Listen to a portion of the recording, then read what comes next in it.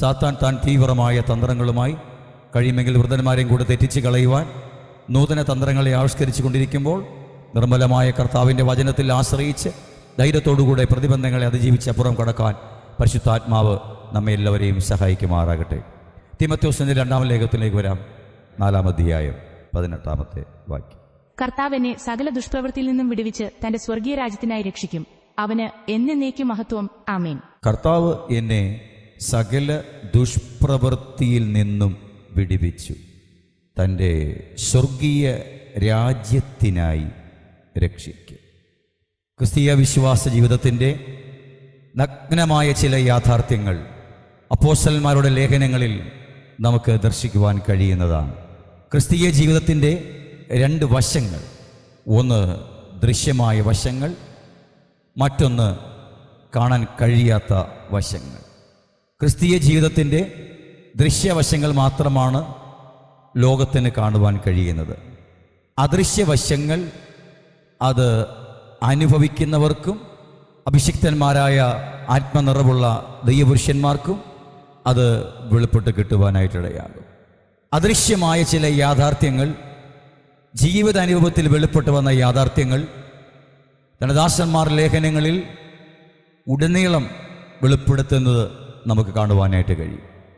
ഏകരക്ഷകനായ യേശുക്രിസ്തുവിൻ്റെ നാമത്തിൽ വീണ്ടും ജനനം പ്രാപിച്ച് സത്യത്തിൻ്റെ പരിജ്ഞാനത്തിലേക്ക് നാം പ്രവേശിച്ച് കഴിയുമ്പോൾ ഈ ഭൂമിയിൽ നാം ജഡത്തിൽ വസിക്കുന്ന കാലഘട്ടത്തിൽ ദൈവഗതപ്രകാരം അഭിമുഖീകരിക്കേണ്ട പ്രതിബന്ധങ്ങളെക്കുറിച്ച് വചനത്തിലൂടെയുള്ള അറിവ് നേടിക്കഴിയുമ്പോഴാണ് സന്തോഷജനകവും ഉല്ലാസഭരിതവുമായ ഒരു ക്രിസ്തീയ ജീവിതം നമുക്ക് ഈ ഭൂമിയിൽ നിറവേറ്റുവാൻ കഴിയും.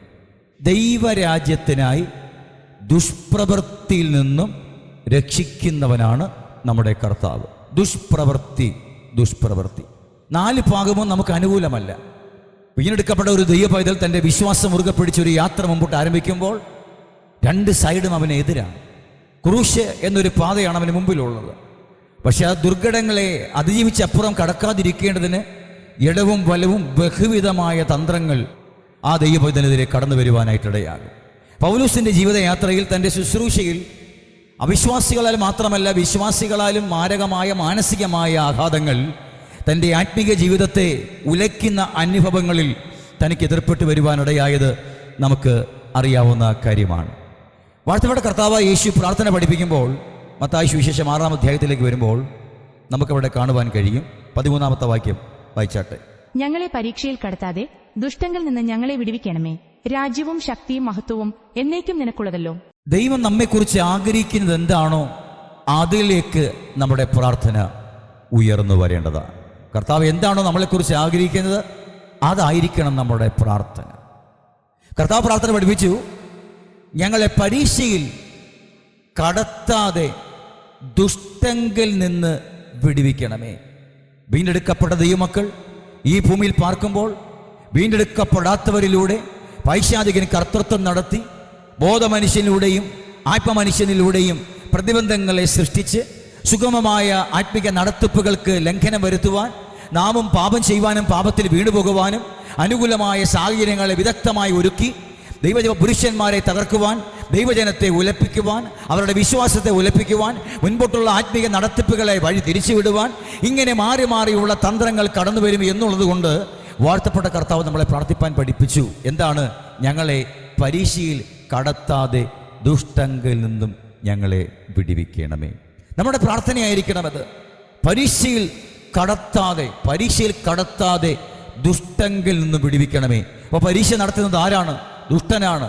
ഒരു കാരണവശാലും നീതി എത്തപ്പെടുവാൻ കഴിയാത്ത, നീതിയുടെ ഒരു തരി പോലും ഇല്ലാത്ത, ദുഷ്ടതയുടെ ഈറ്റിലമായി ഈ ദുഷ്ടയുടെ ഉറവിടമായ അന്ധകാര ശക്തികളാണ് ദൈവജനത്തെ പരീക്ഷിപ്പാൻ തക്കവണ്ണം തന്ത്രങ്ങളുമായി കടന്നു വരുവാനിടയാകുന്നത്. അതുകൊണ്ട് നാം പ്രാർത്ഥിക്കണം, കർത്താവേ പരീക്ഷയിൽ കടത്താതെ ഞങ്ങളെ ദുഷ്ടങ്കിൽ നിന്നും ഞങ്ങളെ വിടുവിക്കണമേ. എന്തുകൊണ്ടാണ്? നാം അറിഞ്ഞുകൊണ്ടിരിക്കുന്ന നിർമ്മലമായ വചനത്തിൻ്റെ യാഥാർത്ഥ്യങ്ങൾ അനുസരിച്ച് നമ്മുടെ നടപ്പുകളെ ക്രമപ്പെടുത്തി ദൈവപ്രസാദിതവും അപ്പോൾ തന്നെ നിരന്തരമായി ഫലം പുറപ്പെടുവിക്കുവാൻ കഴിയുന്ന നിലവാരത്തിലുള്ള ഒരാത്മീക ജീവിതമാണ് ദൈവം നമ്മിൽ നിന്ന് പ്രതീക്ഷിക്കുന്നത്. നിരന്തരമായ ഫലം പുറപ്പെടുവിപ്പാൻ ഇടവരാതിരിക്കേണ്ടതിന് ബഹുവിധമായ തന്ത്രങ്ങളുമായി ദുഷ്ടശക്തികൾ ഒരു ദൈവ പൈതലിൻ്റെ മുൻപോട്ടുള്ള ആത്മീക ജീവിതത്തെ താറുമാറാക്കുവാൻ തക്കവണ്ണം അവൻ പരീക്ഷയുമായി കടന്നു വരുവാനിടയാകും. അപ്പോൾ നാം പ്രാർത്ഥിക്കേണ്ടത്, കർത്താവേ, എന്നെ പരീക്ഷയിൽ കടത്താതെ ദുഷ്ടങ്കിൽ നിന്ന് ഞങ്ങളെ വിടുവിക്കണമേ.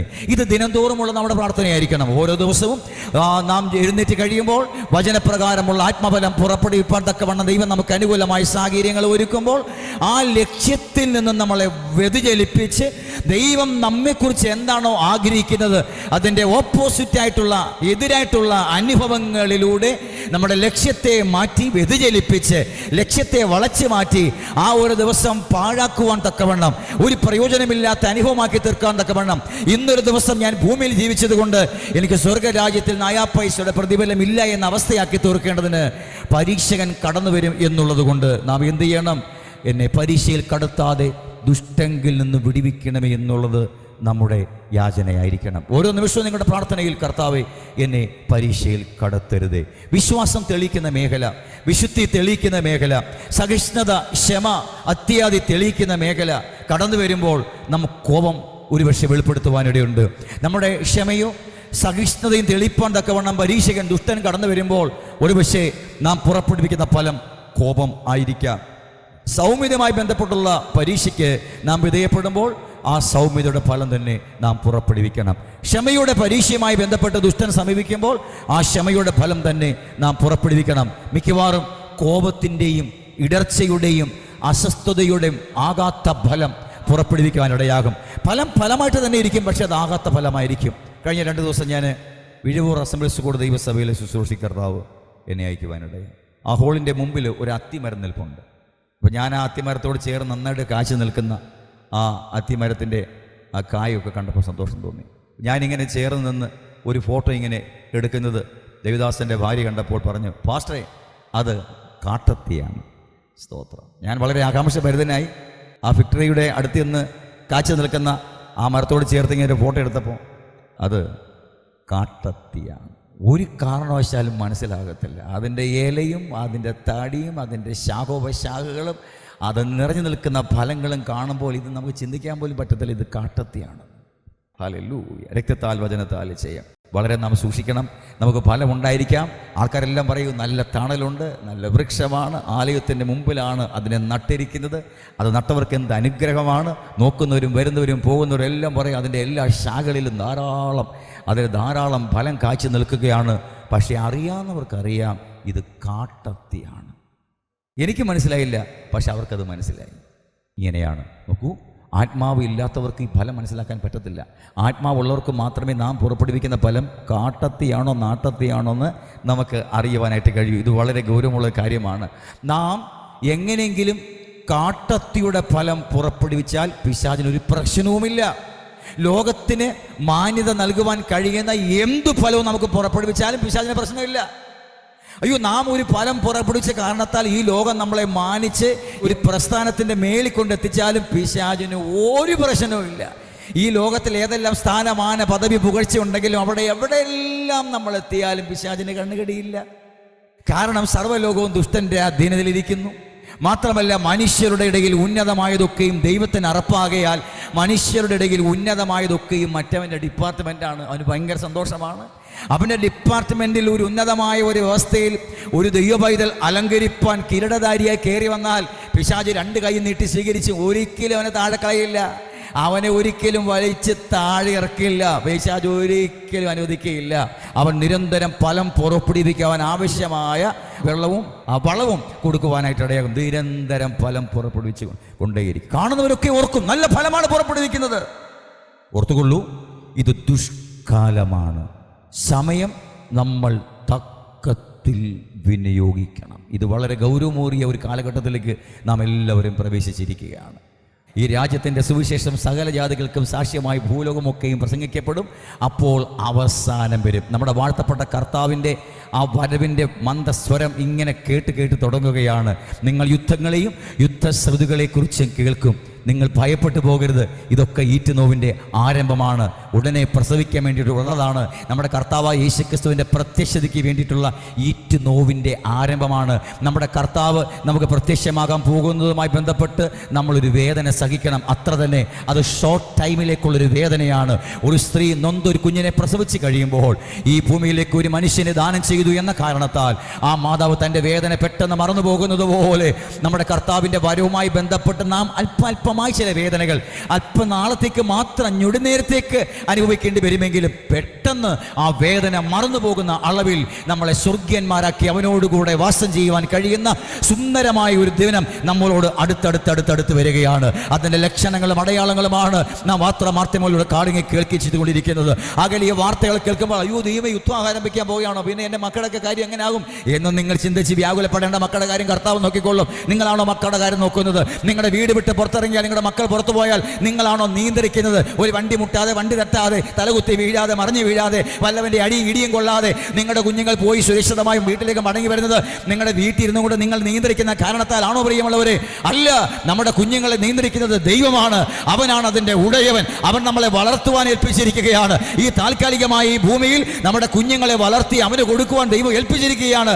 ആകയാൽ നമ്മുടെ ഉത്തരവാദിത്തങ്ങൾ മറന്നു പോകാതെ കർത്താവിൻ്റെ വരവുമായി ബന്ധപ്പെട്ട് ഒരുക്കവും ശുഷ്കാന്തിയുള്ളവരായി കുടുംബമായി നിങ്ങൾ ആത്മാവിൽ ബലത്തോടുകൂടെ കർത്താവിൻ്റെ വരവിനെ സ്വീകരിപ്പാൻ തക്കവണ്ണം പശ്ചാത്തലത്തോടുകൂടെ നിങ്ങളുടെ ഭവന അന്തരീക്ഷത്തെ ഒരുക്കിക്കൊള്ളുവാൻ ആത്മാവ് നമ്മളോട് ആലോചന പറയുന്നു. ദൈവത്തിൻ്റെ മഹത്വം. ഹല്ലേലൂയ. പരീക്ഷയിൽ കടത്താതെ ഞങ്ങളെ ദുഷ്ടങ്കിൽ നിന്നും വിടുവിക്കണമേ. ഓർത്തുകൊള്ളുക, യേശു കർത്താവ് ഈ പ്രാർത്ഥന പഠിപ്പിച്ചുവെങ്കിലും യേശു കർത്താവ് ഈ പ്രാർത്ഥന പഠിപ്പിക്കേണ്ടി വന്നത് എന്തുകൊണ്ടാണ്? അല്ല, ഇങ്ങനൊരു പ്രാർത്ഥന എന്നൊരു കാര്യം എന്തിനാണ് ദൈവം നമുക്ക് നൽകിയിരിക്കുന്നത്? നമ്മുടെ ഈ സമ്പ്രദായത്തിലില്ലായിരുന്നെങ്കിൽ എങ്ങനെ ഇരിക്കുമായിരിക്കും? പ്രാർത്ഥന എന്നൊരു വ്യവസ്ഥ എന്തിനാണ്? മത്തായി സുവിശേഷം 26-ാമത്തെ അധ്യായം 41. പരീക്ഷയിൽ അകപ്പെടാതിരിപ്പാൻ ഉണർന്നിരുന്ന് പ്രാർത്ഥിപ്പിൻ. ആത്മാവ് ഒരുക്കമുള്ളത്, ജഡമോ ബലഹീനമത്രേന്ന് പറഞ്ഞു. പരീക്ഷയിൽ അകപ്പെടാതിരിപ്പാൻ ഉണർന്നിരുന്ന് പ്രാർത്ഥിപ്പിൻ. അപ്പോൾ ഈ പ്രാർത്ഥനയ്ക്ക് ഒരു വ്യവസ്ഥ. എന്താ കാര്യം? ആ ഒറ്റ കാരണത്താലാണ് പ്രാർത്ഥന എന്ന വ്യവസ്ഥയും വച്ചിരിക്കുന്നത്. മനുഷ്യൻ്റെ ആത്മാവ് ഒരുക്കമുള്ളതാണ്. അത് ദൈവത്തെങ്കിലേക്ക് തിരിയുവാൻ എപ്പോഴും ബദ്ധശ്രദ്ധാലുവാണ്. പക്ഷേ ജഡം എപ്പോഴും ദൃശ്യമായതിൽ ആശ്രയിക്കുന്ന ഒരു വ്യവസ്ഥയാണ്. ജഡത്തിന് പരിമിതികളുണ്ട്. അത് മരണം കൊണ്ട് കലാശിക്കുന്ന പരിമിതിയാണ്. എന്നാൽ ആത്മാവിന് പരിമിതിയില്ല. അത് നിത്യത മുതൽ നിത്യത വരെ അനന്തമായി നീണ്ടു കിടക്കുന്ന ഒരു സ്വർഗീയ വ്യവസ്ഥയാണ്. മരണം കൊണ്ട് കലാശിക്കുന്ന ജഡ വ്യക്തിത്വവും മരണത്താൽ കലാശിക്കാതെ ജീവനിൽ കിടക്കുന്ന ആത്മാവിൻ്റെ വ്യവസ്ഥയും രണ്ടും രണ്ട് ശ്രേണിയിലാണ്. ഇത് രണ്ടിനെയും ഒരുമിച്ച് കൊണ്ടുപോകുവാനല്ല, ജഡമായതിൽ നിന്നും ആത്മാവായതിലേക്ക്, ജഡിക അവസ്ഥയിൽ നിന്നും ആത്മിക അവസ്ഥയിലേക്ക് ഒരു മനുഷ്യാത്മാവിനെ പരിവർത്തനം ചെയ്യിപ്പിക്കുവാൻ ദൈവം വച്ചിരിക്കുന്ന അത്യുജ്വലമായ ഒരു ക്രമമാണ് പ്രാർത്ഥന. ഈ പ്രാർത്ഥനയുടെ ശക്തി വളരെ വലുതാണ്. മിക്കവാറും ചില ക്രിസ്ത്യാനികൾ ഈ പ്രാർത്ഥനയെ അവരുടെ സ്വാർത്ഥവും ജഡിലുമായ താല്പര്യങ്ങൾക്ക് വേണ്ടി വിനിയോഗിക്കുകയാണ്. അവർക്ക് ദൃശ്യമായ കാര്യങ്ങൾക്ക് വേണ്ടി കൂടുതൽ സമയം പ്രാർത്ഥനയ്ക്ക് വേണ്ടി അവർ വേർതിരിക്കുകയാണ്. നമ്മുടെ ആവശ്യങ്ങൾ സ്തോത്രത്തോടുകൂടെ അറിയിക്കുക എന്ന് പറയുമ്പോൾ നമ്മുടെ ആത്മാവ് നമ്മുടെ ഉള്ളിൽ വെളിപ്പെടുത്തിയിരിക്കുന്ന വചനം ഗ്രഹിച്ചു കഴിഞ്ഞാൽ നമ്മുടെ ആഗ്രഹങ്ങൾ എന്താണ്, നമ്മുടെ ആവശ്യങ്ങൾ എന്താണ്? കർത്താവേ, അവിടുത്തെ ഇഷ്ടം എന്നിൽ, അങ്ങ് എന്നിൽ വസിക്കുന്നു. കർത്താവ് എന്നിൽ വസിക്കുന്നത് അവൻ്റെ ഇഷ്ടം എന്നിലൂടെ ചെയ്യാനല്ലേ? കർത്താവ് അവിടെ, ഞാൻ എവിടെയായിരുന്നെങ്കിൽ എനിക്ക് എൻ്റെ ഇഷ്ടം ചെയ്യാം. പക്ഷെ കർത്താവ് ആത്മാവാകുന്നു. ആത്മാവായവൻ ഈ മന്ദിരത്തിലാണ് വസിക്കുന്നത്. അവൻ ആത്മാവായി എൻ്റെ മന്ദിരത്തിൽ വസിക്കുന്നത് ചുമ്മാ ഇവിടെ ഇരുന്ന് സൂചിച്ചിരിക്കാനല്ല. അവന് എൻ്റെ ഈ അവയവങ്ങളെ ഉപയോഗിച്ച് ഞാൻ പാർക്കുന്ന ഇടത്ത്, ഞാൻ ചെല്ലുന്ന ഇടങ്ങളിൽ ആ പിതാവായ ദൈവത്തിൻ്റെ ഏകാത്മജന് അത്ഭുതാപകമായ പിതാവിൻ്റെ ഇഷ്ടം ചെയ്യുവാനായിട്ടുണ്ട്. അങ്ങനെയാണെങ്കിൽ എൻ്റെ പ്രാർത്ഥന ഉടനീളം എന്താണ്? എന്നിൽ വസിക്കുന്ന എൻ്റെ സർവശക്തനായ എൻ്റെ ആത്മമണവാളൻ്റെ ഇഷ്ടം എന്താണോ അത് എന്നിലൂടെ നിവർത്തിക്കേണ്ടതിന് എൻ്റെ ദേഹം ദേഹി ആത്മാവിനെയും എൻ്റെ സകല ഇന്ദ്രിയങ്ങളെയും അവൻ്റെ ഇഷ്ടാനത്തിനായി എന്നെ സമർപ്പിക്കുന്നതാണ് ക്രിസ്തീയ ജീവിതം. അത് ജഡിക അവസ്ഥയിൽ നിന്നും ആത്മിക അവസ്ഥയിലേക്ക് എൻ്റെ ജഡത്തിൻ്റെ സകല രാഗമോഹങ്ങളെയും അടിയറവ് പറഞ്ഞ് പിതാവായ ദൈവത്തിൻ്റെ ഇഷ്ടം എന്നിൽ വെളിപ്പെടുത്തുവാൻ എന്താണോ ഉള്ളത് അതിനെ പൂർണ്ണതയിലേക്ക് എന്നിൽ വെളിപ്പെടുത്തുവാനായിട്ട് ഞാൻ പ്രാർത്ഥിക്കേണ്ടത് ആവശ്യമാണ്. കാരണം എന്നിൽ പിതാവിൻ്റെ ഇഷ്ടം വെളിപ്പെടുവാൻ ഇടവരാതിരിക്കേണ്ടതിന് ഒരു ദുഷ്ടൻ ഈ ഭൂമിയിലുണ്ട്. എന്നിൽ പിതാവ് വസിച്ച് അവൻ്റെ ഇഷ്ടം എൻ്റെ അവയവങ്ങളിലൂടെ പുറപ്പെടുവിക്കുന്നതിന് മുൻപേ എൻ്റെ അവയവങ്ങളെ പാപത്തിൻ്റെ നിഷ്ഫല പ്രവൃത്തികളാലുള്ള ഫലം പുറപ്പെടുവിക്കേണ്ടതിന് ദുഷ്ടൻ ഇങ്ങനെ വട്ടം പറ്റി നിൽക്കുകയാണ്. അതുകൊണ്ടാണ് കർത്താവെ, പരീക്ഷയിൽ കടത്താതെ ദുഷ്ടങ്കിൽ നിന്ന് ഞങ്ങളെ വിടുവിക്കണമേ എന്ന് പറയുമ്പോൾ നീതിമാനായ ദൈവം എന്നിൽ വസിച്ച് നിരന്തരം വസിച്ച് ദൈവത്തിൻ്റെ ഇഷ്ടപ്രകാരമുള്ള പ്രവൃത്തിയെ ചെയ്യണമെന്നുള്ളതാണ് ദൈവത്തിൻ്റെ ആഗ്രഹം. പക്ഷേ ആത്മാവ് ഒരുക്കമാണ്, ജഡം ബലഹീനമാണ്. ആ ഒറ്റ കാരണത്താലാണ് ദൈവം നമുക്ക് പ്രാർത്ഥന എന്ന വ്യവസ്ഥ വച്ചിരിക്കുന്നത്. അപ്പോൾ പ്രാർത്ഥിക്കുമ്പോൾ കർത്താവേ, എൻ്റെ ജഡം ബലഹീനമാണ്, പലപ്പോഴും എൻ്റെ ഇഷ്ടമാണ് ഞാൻ പ്രാർത്ഥനയിൽ അറിയിക്കുവാറുള്ളത്. ഞാൻ അങ്ങയുടെ ഹിതം ആലോചിക്കാതെ എൻ്റെ വ്യക്തിപരമായ സ്വാർത്ഥമായ താല്പര്യങ്ങൾക്കനുസരിച്ച് എൻ്റെ പ്രാർത്ഥന വളഞ്ഞു പോകാറുണ്ട്. എൻ്റെ പല ഉപവാസ പ്രാർത്ഥനയുടെ പിൻപിലെ രഹസ്യവും ചില സ്വാർത്ഥമായ താല്പര്യങ്ങൾക്കായിട്ടാണ് കർത്താവേ. പലപ്പോഴും അതങ്ങനെയാണ്, കാരണം എൻ്റെ ജഡം ബലഹീനമാണ്. യേശു പറഞ്ഞിരിക്കുന്ന നിർമ്മലമായ വചനത്തെ പൂർണ്ണ മനസ്സോടുകൂടെ ഉൾക്കൊള്ളുവാനോ അതിനുവേണ്ടി സമർപ്പിക്കുവാനോ കഴിയുന്ന ഒരു ക്രമമല്ല എൻ്റെ ഈ ശരീരത്തിനുള്ളത്, ഈ ജഡത്തിനുള്ളത്. ഇത് ബലഹീനമാണ്. ആത്മാവ് എന്തെങ്കിലും കാര്യം ചെയ്യുവാനായിട്ട് നമ്മുടെ ഉള്ളിൽ നിയോഗം വന്നാൽ ജഡം ബലഹീനപ്പെട്ടു പോകും. ആത്മാവിൻ്റെ പ്രവൃത്തി ജഡത്തിന് സ്വതവേ ചെയ്യുവാൻ ശേഷിയില്ല. അതുകൊണ്ടാണ് ഇത് ബലഹീനപ്പെട്ടിരിക്കുന്നത്. എന്ന് നമ്മുടെ ഉള്ളിൽ വീണ്ടും ജനിപ്പിക്കപ്പെട്ട നമ്മുടെ മനുഷ്യാത്മാവോ, അത് പിതാവായ ദൈവത്തിൻ്റെ ഇഷ്ടം എപ്പോഴും എക്കാലവും എവിടെയും ചെയ്യുവാൻ ആത്മാവ് എപ്പോഴും ഒരുക്കമുള്ളതാണ്. എന്നാൽ ജഡത്തിന് അത് കഴിയുകയില്ല.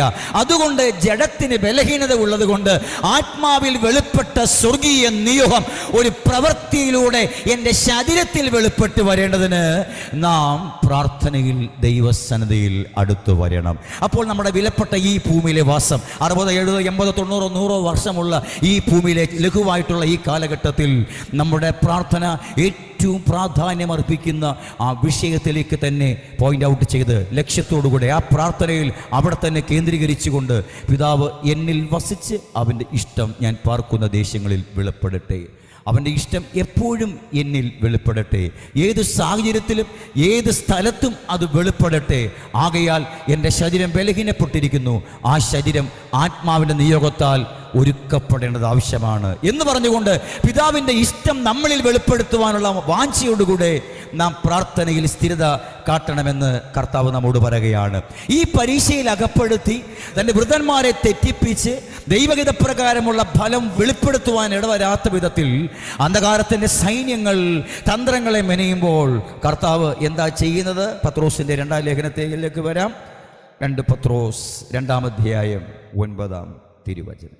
കർത്താവ് ഭക്തന്മാരെ പരീക്ഷയിൽ നിന്ന് വിടുവിപ്പാനും നീതികെട്ടവരെ വിശേഷാൽ മലിന മോഹം കൊണ്ട് ജഡത്തെ അനുസരിച്ച് നടക്കുകയും കർത്തൃത്വത്തെ നിന്ദിക്കുകയും ചെയ്യുന്നവരെ തന്നെ. ഭക്തന്മാരെ പരീക്ഷയിൽ നിന്ന് വിടുവിക്കുന്ന ദൈവം, പരീക്ഷയിൽ നിന്ന് വിടുവിക്കുന്ന ദൈവം. അതുകൊണ്ടാണ് കർത്താവ് ഞങ്ങളെ പരീക്ഷയിൽ കടത്താതെ ദുഷ്ടങ്കിൽ നിന്നും ഞങ്ങളെ വിടുവിക്കണമേ. കർത്താവ് ഭക്തന്മാരെ പരീക്ഷയിൽ നിന്നും വിടുവിക്കുന്നവനാണെന്ന് പറഞ്ഞുകൊണ്ട് നമ്മൾ മിണ്ടാതിരുന്ന പറ്റില്ല. നമ്മൾ പ്രാർത്ഥിക്കണം, നമ്മൾ ചോദിക്കണം. നമ്മളിതാണ് ചോദിക്കേണ്ടത്. കർത്താവ് തൻ്റെ ഭക്തന്മാരെ പരീക്ഷയിൽ നിന്ന് വിടുവിക്കുന്നവനാണ്.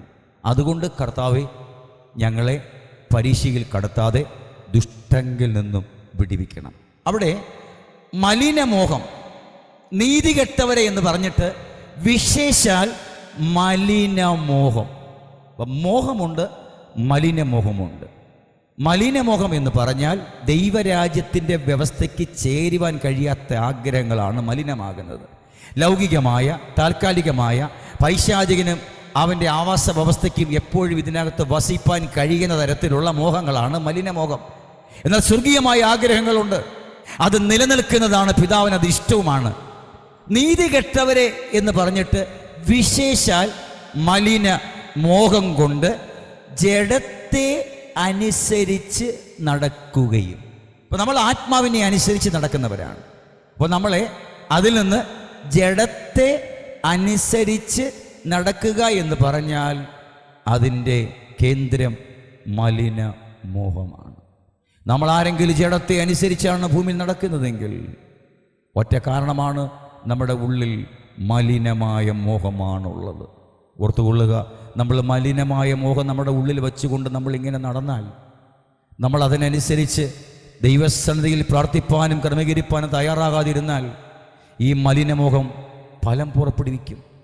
ആൾക്കാർ കാണുമ്പോൾ ഇതാകാത്ത ഫലമാണെന്ന് ആരും അറിയത്തില്ല. ഇത് കാട്ടത്തിയാണെന്ന് ആർക്കും അറിയത്തില്ല. എനിക്കറിയത്തില്ല. അത്തി ഞാൻ കണ്ടിട്ടുണ്ട്, പക്ഷെ കാട്ടത്തിയാണെന്ന് എനിക്കറിയില്ല. നാട്ടത്തിയെ കണ്ടാൽ തിരിച്ചറിയാൻ പറ്റത്തില്ല. എല്ലാത്തിലും ഫലമുണ്ട് എന്നതുപോലെ ലോകം നോക്കുമ്പോൾ നമുക്ക് ഫലം കാണും. കുട്ടിവിശ്വാസികൾ നോക്കുമ്പോൾ നമുക്ക് പലതിലും ക്വാളിറ്റി ഉണ്ട്.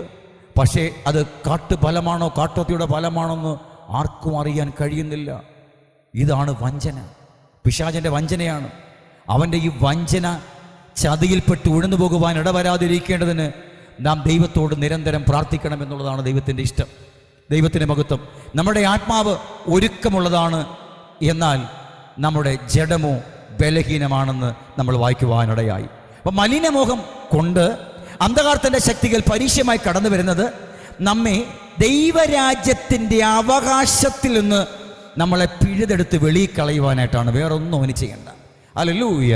ദൈവരാജ്യത്തിൻ്റെ അവകാശത്തിൽ നിന്ന് നമ്മളെ വലിച്ചിറക്കേണ്ടതിന് പലവിധമായ വഴികൾ നമുക്കായി അവൻ ഒരുക്കി വയ്ക്കുവാനിടയാകും. വാഗ്ദത്തവും അനുഗ്രഹവും എന്ന വ്യാജേന നമ്മുടെ മുമ്പിലുള്ള വഴി അങ്ങോട്ട് തുറന്നു വച്ചിട്ട് കർത്താവിനെ മാനിച്ചതാണെന്ന് പറഞ്ഞ് നമ്മുടെ ആത്മീയ കണ്ണുകളെ അടച്ച് നമ്മുടെ കണ്ണുകളെ കെട്ടി അവൻ വലിച്ചെടുത്തുകൊണ്ട് താൽക്കാലികമായ ഈ ലൗകിക ഭൂമിയിലെ നന്മകളും ഉയർച്ചകളും പദവികളും നൽകി നമ്മളെ അവൻ സഹായിക്കും.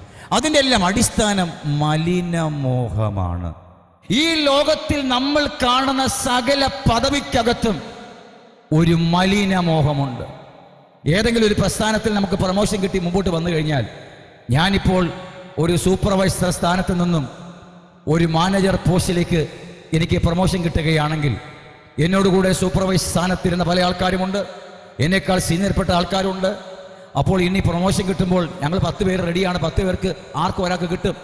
അതുകൊണ്ട് ഈ പ്രൊമോഷൻ നൽകുവാൻ കഴിവുള്ള ആൾക്കാരുമായി ആഴമേറിയ സ്നേഹബന്ധം സ്ഥാപിച്ച്, അവൻ കള്ളം കാണിച്ചാൽ അവൻ്റെ കള്ളത്തിന് ഞാൻ കൂട്ടുനിന്ന്, അവൻ കപടത കാണിച്ചാൽ അവൻ്റെ കപടത്തിന് ഞാൻ കൂട്ടുനിന്ന്, എന്നിട്ടോ അവനെ ന്യായീകരിക്കാതെ അവൻ ചെയ്ത കള്ളത്തിന് കൂട്ടുനിൽക്കുക മാത്രമല്ല, അത് വീണ്ടും വീണ്ടും അവൻ എന്ത് കാര്യം ചെയ്താലും ഞാൻ കൂടെയുണ്ട്. അത് രാവെന്നോ പകലെന്നോ വ്യത്യാസം കൂടാതെ പല മാരകമായ കാര്യങ്ങളും അവനെ തകർക്കുവാൻ കഴിയുന്ന പല മാരകമായ വിഷയങ്ങളും കമ്പനിയിൽ ഉണ്ടായിട്ട് എൻ്റെ സ്വാർത്ഥമായ മാനേജർ പോസ്റ്റിലേക്കുള്ള മലിനമോഹ നിമിത്തം അതിലും മലിനമായ പ്രവൃത്തിയെ ഞാൻ മൂടി വെച്ച് അദ്ദേഹത്തിന് ഞാൻ രക്ഷ വരുത്തി കൊടുത്ത് ഇങ്ങനെ ഞാൻ അദ്ദേഹത്തിന് ഗുണകരമാണെന്ന് മനസ്സിലാക്കി കഴിഞ്ഞാൽ അടുത്ത പ്രൊമോഷൻ തീർച്ച എനിക്ക് തന്നെ കിട്ടുവാനിടയാകും. എല്ലാവരും ഒന്നടങ്കം പറയും, അയ്യോ അദ്ദേഹത്തെ CEO തിരഞ്ഞെടുത്തു, രാജമിത്രൻ്റെ പേര് പറഞ്ഞു, അദ്ദേഹത്തെ ആക്കിയിരിക്കുകയാണ്, അദ്ദേഹം ഈ കമ്പനിയുടെ വിശ്വസ്തനായ ഒരാളാണ്. സൂപ്പർവൈസർ ആയിരുന്നെങ്കിലും അദ്ദേഹം വളരെ വിശ്വസ്തനായ ആളായിരുന്നു. എപ്പോഴും നമ്മുടെ മുതലാളിയുടെ കൂടെ നടക്കുകയും വരികയും രാവെന്നോ പകലെന്നോ നോക്കാതെ, ഡ്യൂട്ടി സമയം നോക്കാതെ പാതിരാത്രി വരെയൊക്കെ അദ്ദേഹത്തിൻ്റെ വീട്ടിൽ നിന്ന് കാറും കൊണ്ട് ഇറങ്ങി വരുന്നത് ഞാൻ കണ്ടിട്ടുണ്ട്. എത്ര ആത്മാർത്ഥമായ ജോലി ചെയ്യുന്ന ഒരു മനുഷ്യനായിരുന്നു. അതുകൊണ്ടാണ് അദ്ദേഹത്തെ മാനേജരാക്കിയത്. ലോകം പുറമെയുള്ളത് കാണുന്നു, ദൈവമോ അന്തരീന്ദ്രിയങ്ങളെ ശോധന കഴിക്കുന്നു. മലിനമോഹം. ഈ ഭൂമിയിൽ മനുഷ്യരാൽ നമുക്ക് മാനം ലഭിക്കുന്ന എന്തെങ്കിലും നമുക്ക് ലഭിച്ചാൽ അതിൻ്റെ അടിയിൽ ഒരു മലിനമോഹം ഉണ്ടായിരിക്കും. എന്നാൽ ദൈവത്താലുള്ള മാനം നമുക്ക് ലഭിച്ചാൽ ലോകത്താലുള്ള മാനം ഒന്നും ലഭിക്കത്തില്ല. പിറുപിറുപ്പും കണ്ണുകടിയും അസ്വസ്ഥതയും കുശുമ്പും വിടക്കുകളും ഒക്കെ ഉണ്ടാകത്തുള്ളൂ. നിങ്ങൾ ആരെങ്കിലും അങ്ങനെ അനുഭവിക്കുന്നവരായിട്ട് സഹോദരന്മാരോ ഉണ്ടെങ്കിൽ ഓർത്തുകൊള്ളൂ, നിങ്ങൾക്ക് ദൈവത്താലുള്ള മാനം ലഭിച്ചിരിക്കുകയാണ്. ഹല്ലേലൂയ. ഏതെങ്കിലും മനുഷ്യർ നിങ്ങളെ കണ്ണുകടിക്കുകയോ നിങ്ങളെ കാണുമ്പോൾ പിറുപിറുക്കുകയോ ഒരുമാതിരി തരം താഴ്ത്തുന്ന വാക്കുകൾ പറയുകയോ ഒക്കെ ചെയ്യുകയാണെങ്കിൽ എന്തിന് കർത്താവേ എന്ന് നിങ്ങൾ ചോദിക്കേണ്ട ആവശ്യമില്ല. നിങ്ങൾക്ക് ദൈവത്താലുള്ള മാനം ലഭിച്ചിരിക്കുന്നു. അതിനായി ദൈവം നിങ്ങളെ തിരഞ്ഞെടുത്തിരിക്കുകയാണ്. അങ്ങനെ അങ്ങ് വിശ്വസിക്കുക. അപ്പോഴാണ് പൈശാചിക തന്ത്രങ്ങൾ താറുമാറാകുന്നത്. പൈശാചികൻ പ്രലോഭനങ്ങളും പരീക്ഷകളുമായി നമ്മളെ ഞെരുക്കുവാനും മുടുക്കുവാനും കടന്നു വരുമ്പോൾ നമ്മുടെ മനസ്സിന് മാനസിക മുറിവുകൾ വരുത്തി നമ്മുടെ കഠിനമായ വാക്കുകളെ പുറപ്പെടുവിപ്പാൻ അവൻ ആഗ്രഹത്തോടെ കടന്നു വരുമ്പോൾ ഇതിൻ്റെ പിൻപിലുള്ള സ്വർഗീയ യാഥാർത്ഥ്യങ്ങൾ അകത്തെ ആത്മമനുഷ്യനിൽ വെളിപ്പെട്ടിട്ട്, കർത്താവ് എന്നെ തെരഞ്ഞെടുത്തിരിക്കുന്നത് വാസ്തവം തന്നെ, അവൻ എന്നെ മാന്യത പാത്രമാക്കി തീർത്തിരിക്കുന്നു, അതുകൊണ്ടാണ് ഇപ്പോൾ എനിക്ക് ഈ പ്രതിബന്ധങ്ങൾ എന്ന് വിശ്വസിക്കുന്ന മാത്രയിൽ ആ അന്ധകാര ശക്തികൾ നമ്മളെ വിട്ട് നീങ്ങിപ്പോകുവാനിടയാകും. ഇതാണ് ക്രിസ്ത്യ ജീവിതത്തിൻ്റെ മറ്റൊരു വശം. പ്രിയമുള്ളവരെ, ഇത് നാം വെളിപ്പെട്ട് കിട്ടാതെ ഈ വിഷയങ്ങൾ കടന്നു വരുമ്പോൾ നമ്മൾ എങ്ങനെ പ്രാർത്ഥിക്കും? ജഡ മനുഷ്യൻ്റെ ഇച്ഛ, കർത്താവേ കുറേ നാളുകൾ കൊണ്ട് അവരെന്നെ പരിഹസിക്കുകയാണ്, എന്നെ എപ്പോൾ കണ്ടാലും പിറുപിറുക്കുകയാണ് കർത്താവേ, പല്ലി കടിക്കുകയാണ് കർത്താവേ, എന്തൊരു കുശുമാണ് കർത്താവേ, ഞങ്ങൾ അവർക്കൊരു ദോഷം ചെയ്തിട്ടില്ല കർത്താവേ, കർത്താവേ, കർത്താവേ, ഞങ്ങൾ അവർക്കൊരു ദോഷം ചെയ്തിട്ടില്ല കർത്താവേ, കർത്താവേ, അവരെ ഒന്ന് സന്ദർശിക്കണമേ കർത്താവേ, കർത്താവേ, ഒരു സ്വസ്ഥത ഇല്ലല്ലോ കർത്താവേ, പള്ളി പോയാൽ സ്വസ്ഥത ഇല്ലല്ലോ കർത്താവേ, പള്ളി പോയാൽ സ്വസ്ഥമായിട്ട് ആരാധിക്കാൻ പറ്റുന്നില്ലല്ലോ കർത്താവേ, ആ ഒരു വ്യക്തി നിമിത്തം, ആ ഒരു സഹോദരി നിമിത്തം കർത്താവേ, കർത്താവേ, കർത്താവേ. നിങ്ങളുടെ ആമാശയൊന്നും ചുരുങ്ങിപ്പോകാതെ പ്രാർത്ഥിച്ച്, നിങ്ങളുടെ ആന്തരിക അവയവങ്ങളൊന്നും വറ്റിപ്പോകാതെ ഇതിൻ്റെ യാഥാർത്ഥ്യങ്ങളൊന്ന് ഗ്രഹിച്ചു കൊള്ളുക. ഇതൊക്കെ കാണുകയും കേൾക്കുകയും ചെയ്യുമ്പോൾ നിങ്ങൾ ചിന്തിക്കൂ, കർത്താവ് എന്നെ വാസ്തവമായി തിരഞ്ഞെടുത്തിരിക്കുന്നു. 2, എനിക്ക് കർത്താവിനാലുള്ള മാനവും കർത്താവിനാലുള്ള പുകഴ്ചയും ലഭിച്ചുമിരിക്കുന്നു.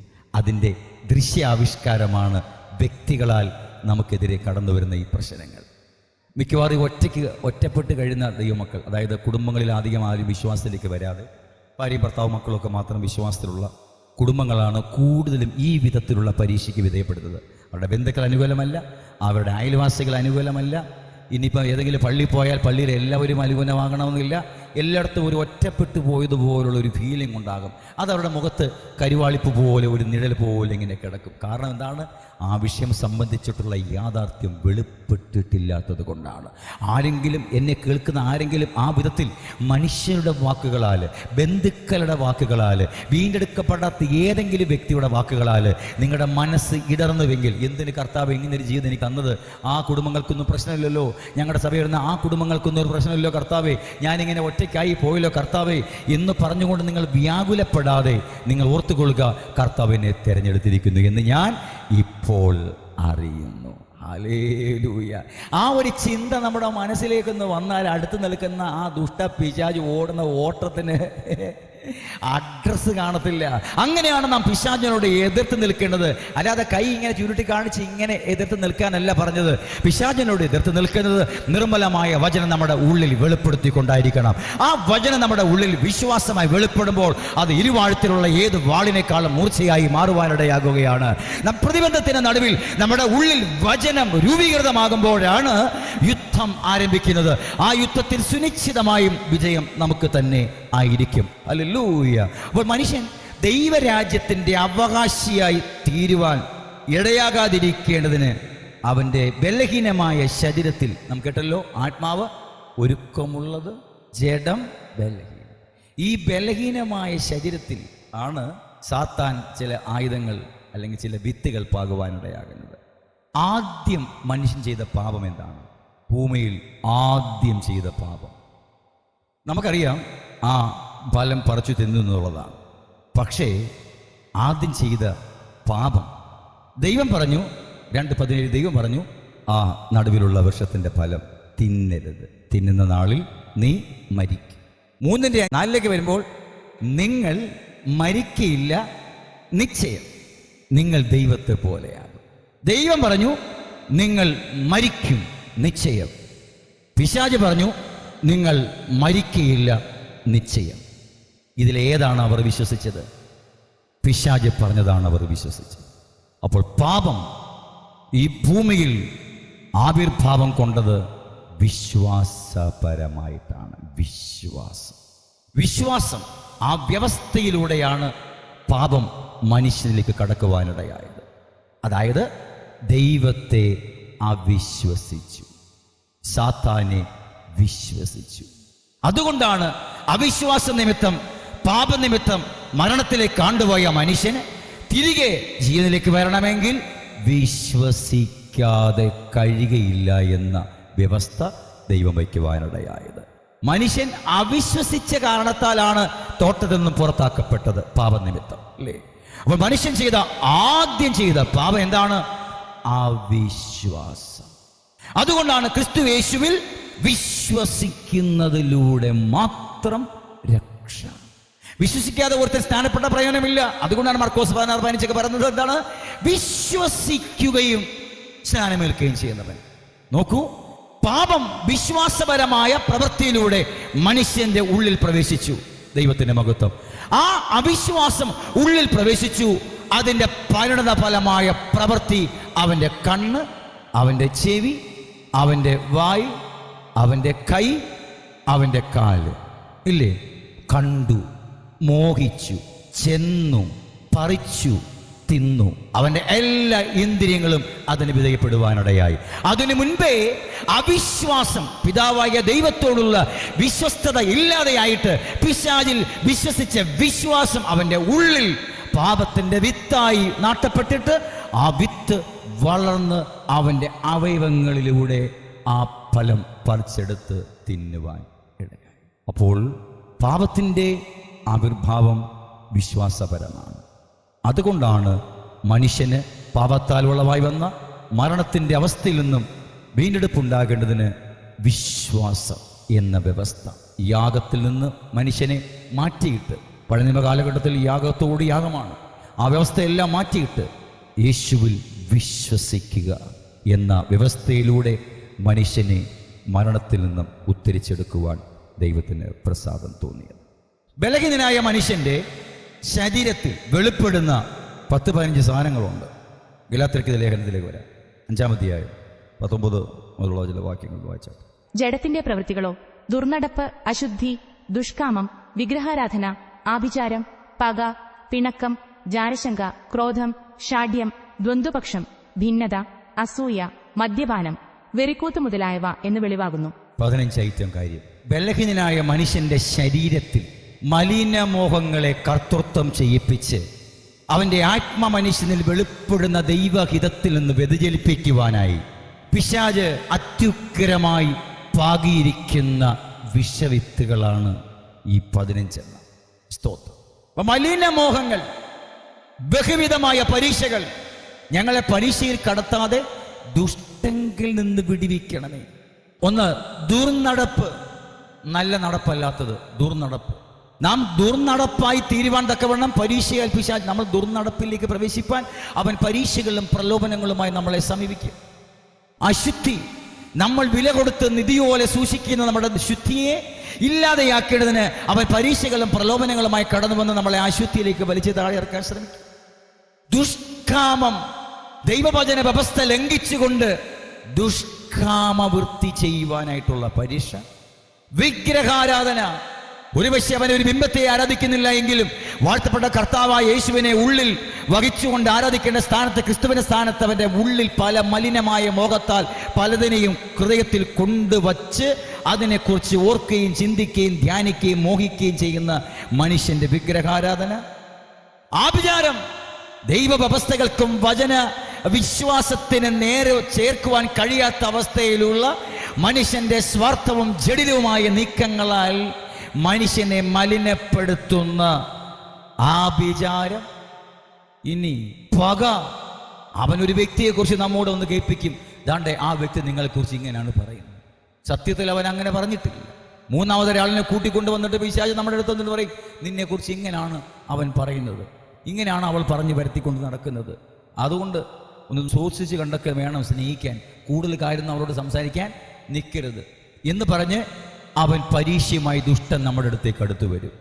നോക്കൂ, നമുക്ക് അവരോടുള്ള സ്നേഹം കുറഞ്ഞു. അയ്യോ, അപ്പോൾ നമ്മൾ വെറുതെയാണോ അവരെയൊക്കെ സ്നേഹിച്ചത്? ഇവരൊക്കെ ഇങ്ങനെയാണോ ഇടപെടുന്നത്? അയ്യോ അയ്യോ എന്ന് പറഞ്ഞ് നമ്മുടെ മുഖം വാടുകയാണ്.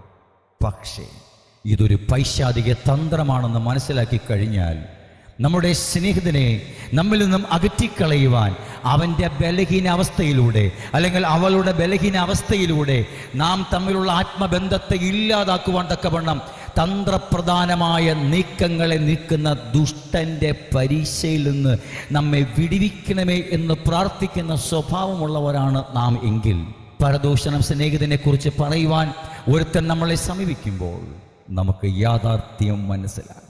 ഇത് ദുഷ്ടൻ്റെ തന്ത്രമാണ്. കാരണം എന്താണ്? ഈ വിഷയത്തിലൂടെ ആ വ്യക്തിയെക്കുറിച്ച് എന്നിൽ പക പുറപ്പെടുവിക്കണം. അതാണ് അവൻ്റെ ഇഷ്ടം, വേറൊന്നുമില്ല. ഞാൻ ഒന്നും പറഞ്ഞില്ല. ഓ, ആ സഹോദരി അങ്ങനെയാണോ എന്നെക്കുറിച്ച് പറഞ്ഞത്? വേറെ കേട്ടായിരുന്നു? ഞാൻ കേട്ടായിരുന്നു, അവരങ്ങനെയാണ് പറഞ്ഞു നടക്കുന്നത് പാസ്റ്ററെ. ഇന്നലെ ഞാൻ കേട്ടു പാസ്റ്ററെ കുറിച്ച് ഇങ്ങനെയാണ് പറയുന്നത്. എന്നിട്ട് എന്ത് വേണം? ഈ വിഷയത്തിൽ ഒരു പകയുടെ ഒരു ഫലം എന്നിൽ പുറപ്പെടുവിക്കുവാൻ. അതിന് കാട്ടത്തിയുടെ ഫലമാണ് പക. ഈ പക ഒന്ന് പുറപ്പെടുവിച്ച് കഴിഞ്ഞാൽ പിന്നെ പിശാച് ഇവിടെ വിട്ടങ്ങ് പോവും, പിന്നെ ഒരു പ്രശ്നമൊന്നുമില്ല. ഇത് നമ്മൾ മനസ്സിലാക്കിയിരിക്കണം. അവൻ്റെ തന്ത്രങ്ങളോട് എതിർത്ത് നിൽക്കണം. അവൻ്റെ തന്ത്രങ്ങളെ നാം അറിയാത്തവരല്ലല്ലോ. നിങ്ങളെക്കുറിച്ച് വേറെ ആരെങ്കിലും എന്തെങ്കിലും പറഞ്ഞെന്ന് പറഞ്ഞുകൊണ്ട് മൂന്നാമതൊരാൾ സമീപിക്കുമ്പോൾ നിങ്ങൾ ഓർത്തുകൊള്ളണം, ഒന്നാമത്തെ ആളും കുറ്റക്കാരനല്ല, രണ്ടാമത്തെ ആളും കുറ്റക്കാരനല്ല, പറയുന്ന മൂന്നാമത്തെ ആളും കുറ്റക്കാരനല്ല. പിന്നെ എന്താണ്? നമ്മളിൽ പകയുടെ ഫലം പുറപ്പെടുവിക്കുവാൻ പരീക്ഷകൻ, ദുഷ്ടൻ ഇവിടെ കണ്ടൊക്കെ വന്നിട്ടുണ്ടെന്ന് വിശ്വസിച്ചിട്ട് മുഴങ്കാലുകളെ മടക്കി ആ ദുഷ്ടനെ നോക്കി ചിരിച്ചു കാണിക്കണം. ഏയ് ദുഷ്ട, പക എന്ന ഫലം എന്നിൽ നിന്ന് പുറപ്പെടുവിച്ച് നിന്റെ വയറ് നിറയ്ക്കാമെന്ന് പറഞ്ഞാണോ നീ ചൂടാ നടക്കുന്നത്? നടക്കില്ല. ഇന്ന് നീ മുഴുവനും പട്ടിണിയായിരിക്കും. നിന്നെ ഞാൻ വിടില്ല. നീ ഇവിടെ നിൽക്ക്. ഇന്ന് നിനക്ക് പട്ടിണിയാണ്. നിനക്ക് ഇന്ന് പക കഴിച്ച് നിന്റെ വയറ് വീർപ്പിക്കാൻ ഇന്ന് പറ്റില്ല. അടങ്ങവിടെ, നിൽക്കവിടെ എന്ന് പറഞ്ഞ് ശാസിച്ച് ഒതുക്കിയിട്ട് ക്രിസ്തുവിൻ്റെ സ്നേഹത്താൽ പുറപ്പെടുന്ന സൗമ്യതയുടെയും ദയയുടെയും കരുണയുടെയും ഫലങ്ങളെ പുറപ്പെടുവിക്കേണ്ടതിന് രണ്ടാമത്തെ വ്യക്തി ഒരുപക്ഷെ അങ്ങനെ നിങ്ങളെക്കുറിച്ച് പറഞ്ഞിട്ടുണ്ടെങ്കിൽ അതാണ് ആ വ്യക്തിയുടെ ബലഹീനത.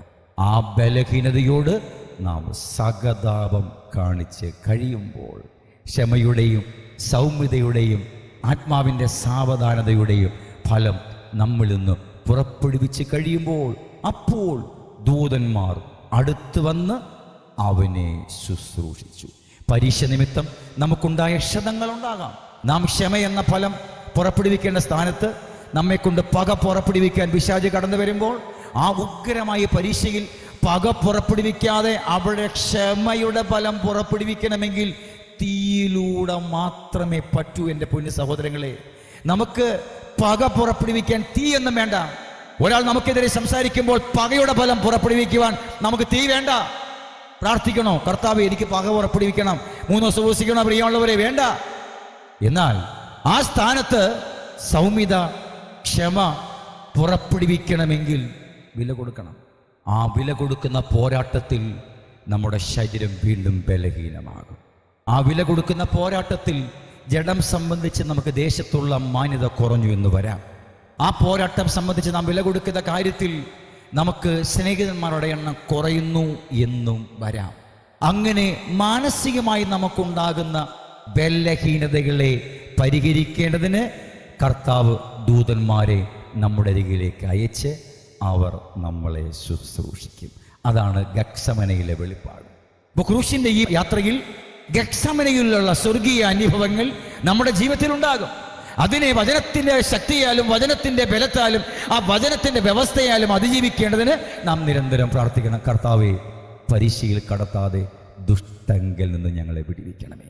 കാരണം ഈ 15 ഐറ്റം സാധനം ഏത് സമയത്തും നമ്മിൽ ഒരു ഫലമായി പുറപ്പെടുവിക്കേണ്ടതിന് ഇവൻ പരീക്ഷകൻ ഇങ്ങനെ വന്നുകൊണ്ടേയിരിക്കണം. എപ്പോഴെങ്കിലും ദുഷ്കാമം പ്രവർത്തിപ്പാൻ, പക വെളിപ്പെടുത്തുവാൻ, പിണക്കം.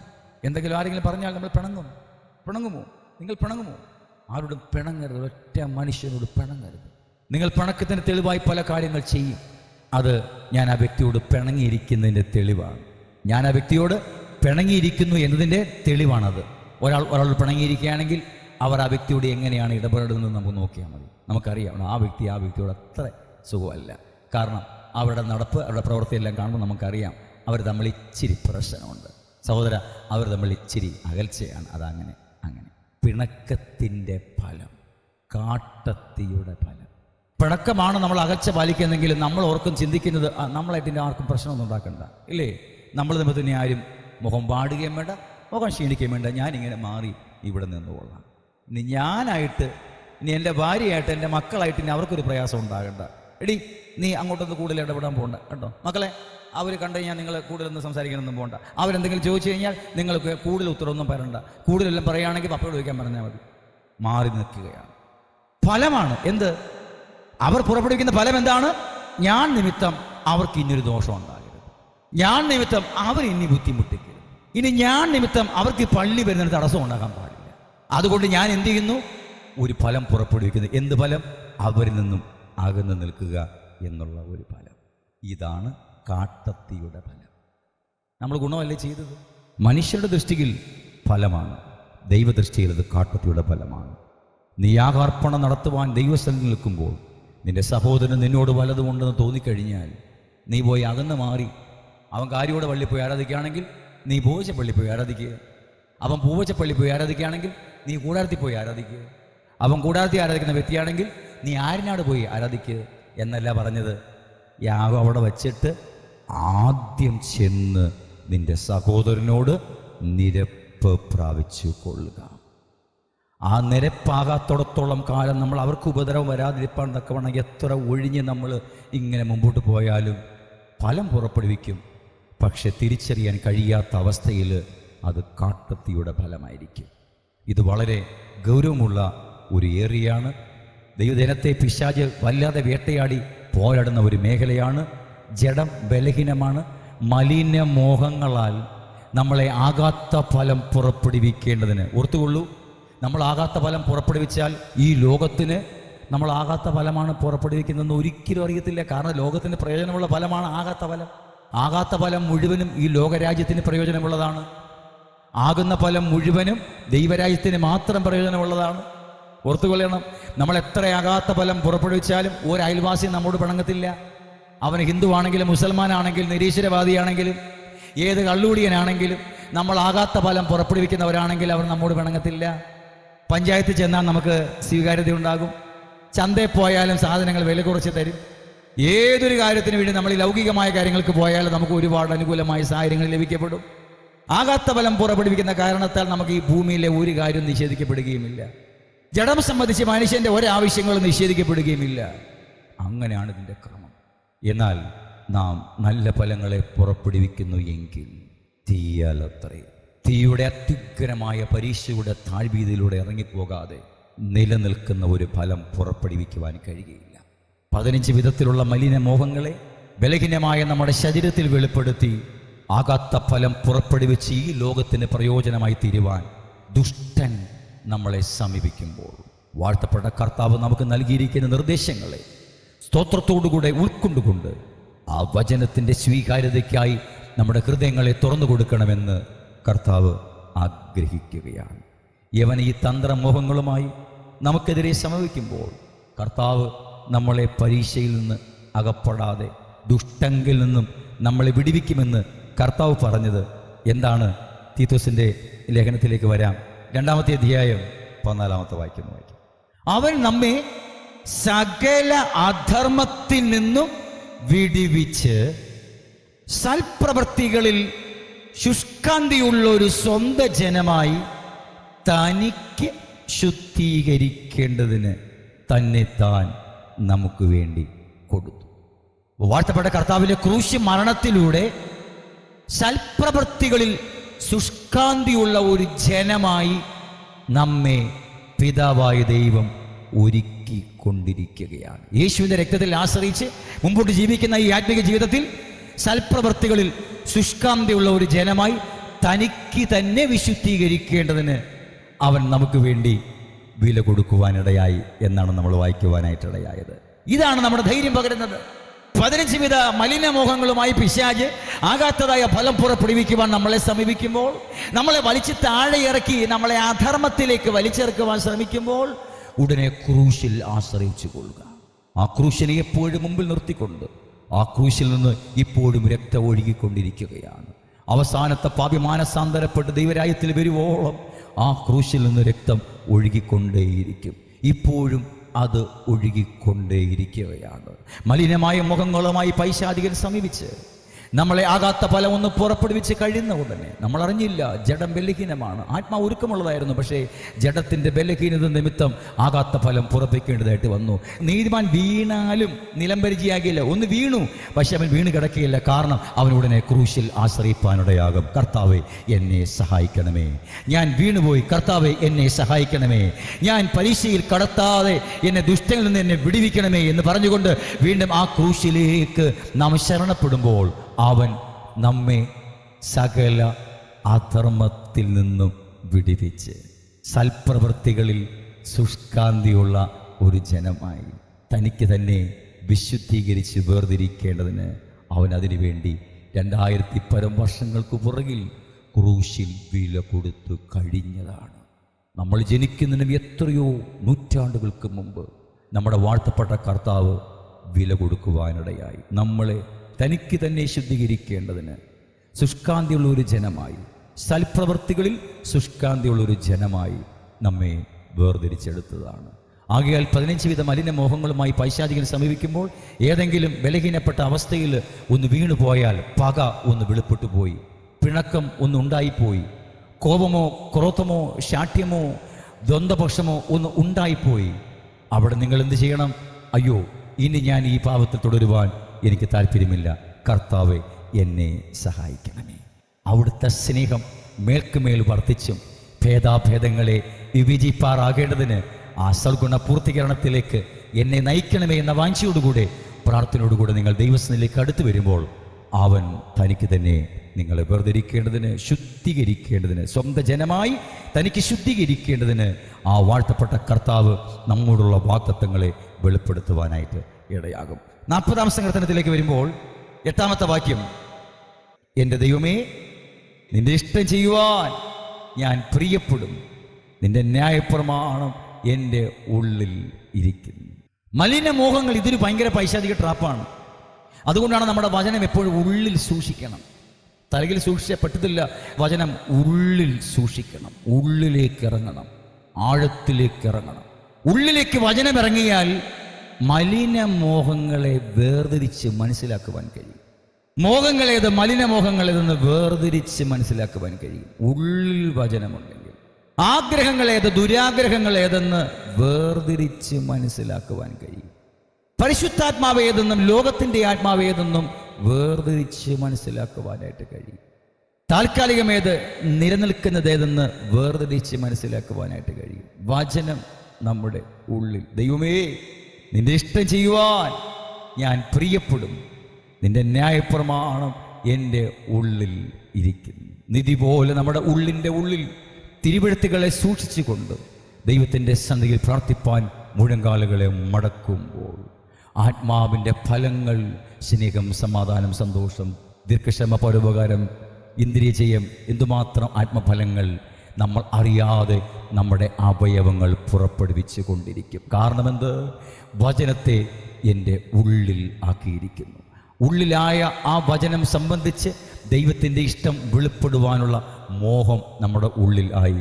അത് ദുർമോഹമല്ല. ഹല്ലേലൂയ. അത് ആഗ്രഹമുണ്ടായി, അത് ദുരാഗ്രഹമല്ല. മോഹമുണ്ടായി, അത് മലിനമോഹമല്ല. അത് നമ്മുടെ ഉള്ളിൻ്റെ ഉള്ളിൽ നിധി പോലെ സൂക്ഷിക്കുന്ന വചനത്താലും ആ വചനത്തിൽ ആശ്രയിക്കുന്ന കാരണത്താൽ നമ്മുടെ ഉള്ളിലുണ്ടാകുന്ന ആത്മാവിൻ്റെ പ്രേരണയാലുമുള്ള മോഹമാകയാൽ അതൊരിക്കലും മലിനമോഹമായി തീരുവാൻ ഇടയാകയില്ല. നിലനിൽക്കുന്ന ആത്മഫലങ്ങളെ പുറപ്പെടുവിക്കേണ്ടതിന്, ആത്മാവിൻ്റെ ഫലം നിരന്തരം പുറപ്പെടുവിക്കേണ്ടതിന് നിർമ്മലമായ വചനത്തെ ഉള്ളിൻ്റെ ഉള്ളിൽ ആക്കുവാൻ ഉള്ള വ്യഗ്രതയും വാഞ്ചയും ഉള്ളവരായി തീരുവാൻ ആത്മാവ് നമ്മോട് സംസാരിക്കുകയാണ്. യോഹന്നാൻ സുവിശേഷത്തിലേക്ക് വരാം. 4-ാമത്തെ അധ്യായം 34-ാമത്തെ വാക്യം. യേശു അവരോട് പറഞ്ഞത്, എന്നെ അയച്ചവൻ്റെ ഇഷ്ടം ചെയ്ത് അവൻ്റെ പ്രവൃത്തി തികയ്ക്കുന്നത് തന്നെ എൻ്റെ ആഹാരം. ഈ മനുഷ്യർക്ക് കൊടുത്ത ഈ വ്യവസ്ഥയാണ് ഏദനിൽ ലംഘിക്കപ്പെടുവാനിടയായത്. ആദമിനെയും ഹവ്വയെയും ദൈവമാണ് തോട്ടത്തിലേക്ക് പറഞ്ഞയച്ചത്. ദൈവത്തിൻ്റെ ഇഷ്ടത്തിന് വിരുദ്ധമായി അവരുടെ ഇഷ്ടത്തിന് പ്രാധാന്യം കൊടുത്തു. 1-ാമത്തെ ആദാം ദൈവത്തിൻ്റെ ഇഷ്ടത്തിന് വിരുദ്ധമായത് ചെയ്തു. ദൈവത്തെ അവിശ്വസിച്ചിട്ട് പിശാചിനെ, അവൻ്റെ വാക്കിനെയും വിശ്വസിച്ചിട്ട് അവൻ്റെ മോഹത്തെ നിവൃത്തീകരിച്ചു. എന്നാൽ നമ്മുടെ വാഴ്ത്തപ്പെട്ട കർത്താവ് വന്നത് തൻ്റെ ഇഷ്ടം നിവർത്തിക്കാനല്ല. യോഹന്നാൻ സുവിശേഷം ഉടനീളം വായിക്കുമ്പോൾ യേശു പറയുന്നുണ്ട്, എനിക്ക് സ്വതവേ ഒന്നും ചെയ്യുവാൻ കഴിയില്ല. താൻ പൂർണ്ണമായി തൻ പിതാവിനെ ഏൽപ്പിച്ചിരിക്കുകയാണ്. തന്നെ പൂർണ്ണമായി പിതാവിനെ ഏൽപ്പിച്ചിരിക്കുകയാണ്.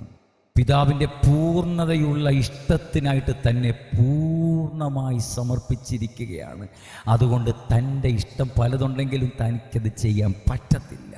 അല്ലല്ലോ, എനിക്ക് സ്വതവേ ഒന്നും ചെയ്യുവാൻ പറ്റത്തില്ല. കാരണം ഞാൻ എന്നെ പൂർണ്ണമായി എൻ്റെ പിതാവിൻ്റെ ഇഷ്ടത്തിനായി സമർപ്പിച്ചിരിക്കുകയാണ്.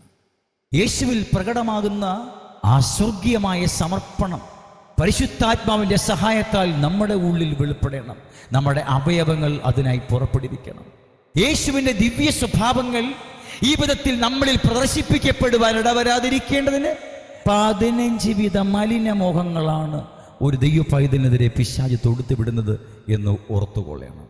ആരെങ്കിലും എന്തെങ്കിലും കാര്യങ്ങൾ സംസാരിക്കുമ്പോൾ, നിങ്ങൾക്ക് ഇഷ്ടമുള്ളതോ ഇഷ്ടമില്ലാത്തതോ സംസാരിച്ചാൽ ആ കേൾക്കുന്ന കാര്യങ്ങൾക്ക് പ്രാധാന്യം കൊടുക്കാതെ ഇവനിപ്പോൾ ഇത് എന്ത് ഉദ്ദേശത്തോടു കൂടിയാണ് ഈ കാര്യം സംസാരിക്കുന്നു എന്ന് മനസ്സിലാക്കി വിഷയങ്ങളുടെ ഉദ്ദേശം മനസ്സിലാക്കി ദൈവം മുൻപാകെ വിധേയപ്പെടണം എന്നുള്ളതാണ് ദൈവം നമ്മളെക്കുറിച്ച് ആഗ്രഹിക്കുന്നത്. അവിടെയാണ് സമർപ്പണത്തിൻ്റെ പ്രദർശനങ്ങൾ, അവിടെയാണ് ക്ഷമയുടെയും സഹിഷ്ണുതയുടെയും പര്യായങ്ങൾ വെളിപ്പെടുന്നത്. പകൽവേളയിൽ ആത്മാവിനെ നമ്മോട് പറയുന്നു, ഒരു വ്യക്തി നമ്മോട് സംസാരിക്കുമ്പോൾ അത് ഗുണത്തിനാകട്ടെ ദോഷത്തിനാകട്ടെ, സന്തോഷത്തിനാകട്ടെ ദുഃഖത്തിനാകട്ടെ, ഐക്യതയ്ക്കാകട്ടെ അനൈക്യതയ്ക്കാകട്ടെ, ഒരു വ്യക്തി സംസാരിക്കുമ്പോൾ അവർ എന്താണോ പറയുന്നത് ആ കാര്യം കേട്ട് ജഡത്തിൻ്റെ ബലം പുറപ്പെടുവിപ്പാൻ പിശാചിന് ഇഷ്ടമാണ്.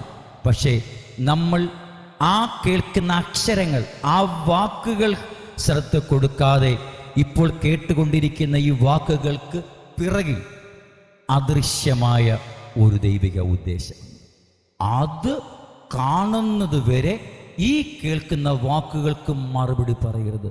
അതുകൊണ്ടാണ് കേൾക്കാൻ വേഗത വേണം, പറയാൻ എന്തിനാ താമസം? ഈ താമസം എന്തിനാണ്? നമ്മൾ കേൾക്കുന്ന കാര്യത്തിന് പെട്ടെന്ന് മറുപടി പറയാൻ പറ്റും, പക്ഷെ പറയാൻ താമസം വേണമെന്ന് പറയാൻ കാര്യം ഈ കേൾക്കുന്ന കാര്യങ്ങളുടെ പിൻപിൽ ഒരു സ്വർഗീയമായ ഉദ്ദേശമുണ്ട്. ആ ഉദ്ദേശം എന്തെന്ന് അറിയുന്നത് വരെ ഈ വാക്കുകൾക്ക് മറുപടി കൊടുക്കുവാൻ ഞാൻ സൂക്ഷിക്കും. ഈ ദിവസങ്ങളിൽ വളരെ കൃത്യതയോടുകൂടെ ആ നിർമ്മലമായ വചനം നാം നമ്മുടെ കുഞ്ഞുകുട്ടികളും ആബാലവൃത്തം പാലിക്കേണ്ടതിന് ദൈവസന്നിധിയിൽ കൃതാർത്ഥരായി വസിപ്പി. നിങ്ങൾ വീട്ടിൽ വചനം വായിക്കുന്നവരും പ്രാർത്ഥിക്കുന്നവരുമാണ്. നിങ്ങൾ വചനം വായിച്ച് ചുമ്മാ ഇങ്ങനെ തള്ളിക്കൊണ്ടു പോകരുത്. നിങ്ങൾ വായിച്ച് വരുമ്പോൾ നിങ്ങൾക്ക് പ്രായോഗികമാക്കുവാൻ കഴിയാത്ത ഒരു വചനം വായിച്ചു കഴിഞ്ഞാൽ ചുമന്ന മഷി കൊണ്ട് ആ പേഴ്സണൽ ബൈബിളിൽ വരയ്ക്കണം. കർത്താവേ, ഇത്ര നാളായിട്ട് ഞാൻ ഈ വചനം വായിച്ചു, പക്ഷേ ഈ വചനം ഇതുവരെ എനിക്ക് പാലിക്കാൻ കഴിഞ്ഞിട്ടില്ല. അത് വേറൊരു ബുക്കിൽ എഴുതി വെക്കണം. എനിക്ക് പാലിക്കാൻ കഴിയാതിരിക്കുന്ന വചനങ്ങൾ. പ്രമാണിപ്പാൻ കഴിയുന്ന വചനങ്ങൾക്ക് വരയിടുന്നതിനേക്കാൾ നല്ലത് പ്രമാണിപ്പാൻ കഴിയാതിരിക്കുന്ന വചനങ്ങൾക്ക് വരയിടുന്നതാണ്. പ്രമാണിപ്പാൻ കഴിയുന്ന വചനങ്ങൾ ബുക്കിൽ എഴുതി വെക്കുന്നതിനേക്കാൾ പ്രമാണിപ്പാൻ കഴിയാതിരിക്കുന്നത് ബുക്കിൽ എഴുതി വെച്ച് അത് നിരന്തരം വായിക്കുകയും ധ്യാനിക്കുകയും ആ വചനം പ്രമാണിപ്പാനുള്ള ദൈവശക്തിക്കായി ദൈവത്തോട് അപേക്ഷിക്കുകയും ചെയ്യേണ്ടതാണ്. പലപ്പോഴും നമുക്ക് പ്രമാണിപ്പാൻ ആ ചില വചനങ്ങൾ കഴിയാതിരിക്കുന്നത് ഈ പരീക്ഷയിൽ നാം ജഡികമായ നീക്കങ്ങൾ നിൽക്കുന്ന കാരണത്താലാണ്. ഒരു മനുഷ്യൻ ഒരു കാര്യം നമ്മോട് സംസാരിക്കുമ്പോൾ ആ പറയുന്ന വിഷയങ്ങളുമായി ബന്ധപ്പെട്ട് പെട്ടെന്ന് മറുപടി പറയും, നിങ്ങൾ പറഞ്ഞതൊന്നുമല്ല, നിങ്ങൾ എന്നെക്കുറിച്ച് അങ്ങനെ പറയരുത്, അങ്ങനെയൊന്നുമല്ല, ഞാൻ അങ്ങനെ ആരുടെ പുറകെ നടക്കുന്ന ആളൊന്നുമല്ല. നമ്മുടെ ന്യായങ്ങൾ പറയാൻ തുടങ്ങും. ഒരിക്കലും അങ്ങനെ ചെയ്യരുത്. നിങ്ങൾ കുറ്റക്കാരല്ല എങ്കിലും തെറ്റിദ്ധാരണയാണെങ്കിലും സഹോദര, നിങ്ങൾ അങ്ങനെ നിങ്ങൾക്ക് വിശ്വസിച്ചാൽ നിങ്ങൾ അങ്ങനെ ഞാൻ അങ്ങനത്തെ ആളൊന്നുമല്ല എന്നൊക്കെ പറഞ്ഞ് നിങ്ങളങ്ങ് ആകെ കോപവും നിരാശയൊക്കെ ഉണ്ടായിട്ട് എന്ത് ചെയ്യും? കോപത്തിൻ്റെ ഫലം പുറപ്പെടുവിക്കും, പകയുടെ ഫലം പുറപ്പെടുവിക്കും, അല്ലേ? മറ്റു സ്നേഹിതരോട് പറയും, എന്നെക്കുറിച്ച് അയാൾ ഇങ്ങനെ പറഞ്ഞു നടക്കുന്നത്, എന്നോട് നേരിട്ട് അയാൾ ചോദിച്ച്, ഏക്ക് വേറെ പണിയൊന്നുമില്ലേ? അയക്കാരുടെ കാര്യം നോക്കിയാൽ പോരെ? വല്ലവൻ്റെ കാര്യം നോക്കേണ്ട ആവശ്യമുണ്ടോ? സ്നേഹിതന്മാരോട് ഇങ്ങനെ സംസാരിച്ച് അവിടെയും വീണ്ടും ഇടർച്ചകൾ വരുത്തുകയാണ്. അതിനായിട്ടല്ല ദൈവം നമുക്ക് ഈ പ്രമാണം നൽകിയിരിക്കുന്നത്. നാം അഭിമുഖീകരിക്കുന്ന ഓരോ ജീവിത സാഹചര്യത്തിൻ്റെയും പിൻപിൽ നമ്മുടെ സ്വർഗീയ പിതാവിന് ഒരു ഉദ്ദേശമുണ്ട്. കാരണം നാം ജനിക്കുന്നതിന് മുൻപേ നാം സൽപ്രവൃത്തികളിൽ ശുഷ്കാന്തിയുള്ള ഒരു ജനമായി തനിക്ക് തന്നെ വേർതിരിക്കേണ്ടതിനാണ് അവൻ തന്നെ ഏൽപ്പിച്ചു കൊടുക്കുവാനിടയായത്. ഏൽപ്പിച്ചു കൊടുത്തല്ലോ. അങ്ങനെയാണെങ്കിൽ സൽപ്രവൃത്തികളിൽ ശുഷ്കാന്തിയുള്ള ഒരു ജനമാക്കി നമ്മെ വേർതിരിക്കണമെങ്കിൽ നമ്മളെ അതിനുവേണ്ടി ഒരുക്കി പാകപ്പെടുത്തി എടുക്കണ്ടേ? അതിന് നമ്മുടെ സ്നേഹിതന്മാരെ ഉപയോഗിക്കാം, നമ്മുടെ അയൽവാസിയെ ഒരു ചാട്ടുപുളി പോലെ ഉപയോഗിക്കാം, നമ്മുടെ കൂട്ടുവിശ്വാസികളെ ഒരു ചാട്ടുപുളി പോലെ ഉപയോഗിക്കാം, അപ്പനെ ഉപയോഗിക്കാം, ചിലപ്പോൾ അമ്മയായിരിക്കും ഉപയോഗിക്കുന്നത്. നൊന്തുപറ്റ അമ്മ. ഒരു സ്ത്രീ തൻ്റെ കുഞ്ഞിനെ മറക്കുമോ? ദൈവം ചോദിക്കുകയാണ്. അതിൻ്റെ അർത്ഥം മറക്കുവാൻ ഇടയുണ്ടെന്നാണ്. അവർ മറന്നാലും ഞാൻ നിന്നെ മറന്നു കളയുകയില്ല. നമ്മൾ ലൗകികമായി അറിഞ്ഞുകൊണ്ടിരിക്കുന്ന ഒരു നിയമമുണ്ട്. ആ നിയമത്തിന് മീതെയാണ് സ്വർഗീയമായ സനാതന നിയമം. അതിന് മാറ്റമില്ല, അതിന് അപ്ഡേഷൻ ഇല്ല. കർത്താവിൻ്റെ വചനത്തിന് അപ്ഡേഷൻ ഉണ്ടോ? ഇത്രയും സാംസ്കാരികവും സയൻസ് പരമായും അറിവിൻ്റെയും ഉന്നതമായ മേഖലയിൽ ഇപ്പോൾ മനുഷ്യരാശി എത്തിയിരിക്കുമ്പോൾ പണ്ട് വിദ്യാഭ്യാസമില്ലാത്ത ആൾക്കാർ ജീവിച്ചിരുന്നപ്പോൾ കൊടുത്ത വചനമാണ്. അതുകൊണ്ട് ഇന്ന് മോശയെ പോലെയോ അപ്പോസ്തലന്മാരെ പോലെ ആരെങ്കിലും കർത്താവ് ഈ ലോകത്തിലേക്ക് കൊണ്ടുവന്നിട്ട് ഇതൊന്ന് അപ്ഡേറ്റ് ചെയ്യടേ എന്ന് പറയേണ്ട ആവശ്യകത ദൈവത്തിനുണ്ടോ? മനുഷ്യൻ അറിവ് എന്തെന്നറിയുന്നതിന് മുൻപേ, മനുഷ്യ ജീവിതം എന്തെന്ന് മനുഷ്യൻ അറിയുന്നതിന് മുൻപേ, മനുഷ്യ ജീവിതത്തിന്റെ യാഥാർത്ഥ്യങ്ങൾ എന്തെന്ന് മനുഷ്യൻ ആരാഞ്ഞറിയുവാൻ കഴിവ് ലഭിക്കുന്നതിന് മുൻപേ പിതാവായ ദൈവത്തിൻ്റെ തിരുഹൃദയത്തിൽ നിന്ന് പുറപ്പെട്ടതല്ലയോ ഈ വചനം? മനുഷ്യൻ ഇത്രയും പുരോഗമിച്ചിട്ടും ഈ വചനം ഇന്ന് പ്രസംഗിച്ചാൽ അയ്യേ വിവരം വിദ്യാഭ്യാസമില്ലാത്തതുകൊണ്ട് നടക്കുന്ന പഴഞ്ഞ പുസ്തകം ആരെങ്കിലും പറയുമോ? ഇന്നും ഈ വചനം സംസാരിക്കുമ്പോൾ ഇന്ന് മാത്രം അറിവും ജ്ഞാനവുമാണ് ആത്മാവിൽ ദേവദാസന്മാരിലൂടെ ലോകത്തിന് വെളിപ്പെടുത്തി കൊടുക്കുന്നത്. മനുഷ്യൻ എത്രയധികം വർദ്ധിച്ചാലും എത്രയധികം ഉയർന്നാലും ഈ വചനം അതിന് മീതെയാണ്. അതിന് മീതെ മനുഷ്യന് കടക്കാൻ കഴിയുകയില്ല. ഈ വചന വ്യവസ്ഥയ്ക്ക് മീതെ ഒരു മനുഷ്യന് കയറി നിൽക്കാൻ കഴിയുകയില്ല. വാഴ്ത്തപ്പെട്ട കർത്താവ് മാത്രമാണ് പുസ്തകം തുറപ്പാൻ, മുദ്ര പൊട്ടിപ്പാനും ഒരേ ഒരുവൻ മാത്രം യോഗ്യനായി തീർന്നു, നമ്മുടെ വാഴ്ത്തപ്പെട്ട കർത്താവ്. ഭൂമിയിൽ ജഡവതാരമെടുത്ത ഒരൊറ്റ മനുഷ്യനും അതിന് ശേഷിയില്ല. നമ്മുടെ വാഴ്ത്തപ്പെട്ട കർത്താവിന് മാത്രമേ കഴിയൂ. യേശു പറഞ്ഞു, എന്നെ അയച്ചവൻ്റെ ഇഷ്ടം ചെയ്ത് അവൻ്റെ പ്രവൃത്തി തികയ്ക്കുന്നതാണ് എൻ്റെ ആഹാരം. എന്താണ് തന്നെ അയച്ച പ്രവൃത്തി? യേശു യോഹന്നാൻ 17:4 പറയുന്നു, ഞാൻ ഭൂമിയിൽ നിന്നെ മഹത്വപ്പെടുത്തി, നീ എനിക്ക് ചെയ്യുവാൻ തന്ന പ്രവൃത്തി തികച്ചിരിക്കുന്നു. എന്താണ് ദൈവം ചെയ്യുവാൻ കൊടുത്ത പ്രവൃത്തി? യേശുവിന് ദൈവം കൊടുത്ത പ്രവൃത്തി എന്താണ്? യേശു എന്താണ് തികച്ചത്?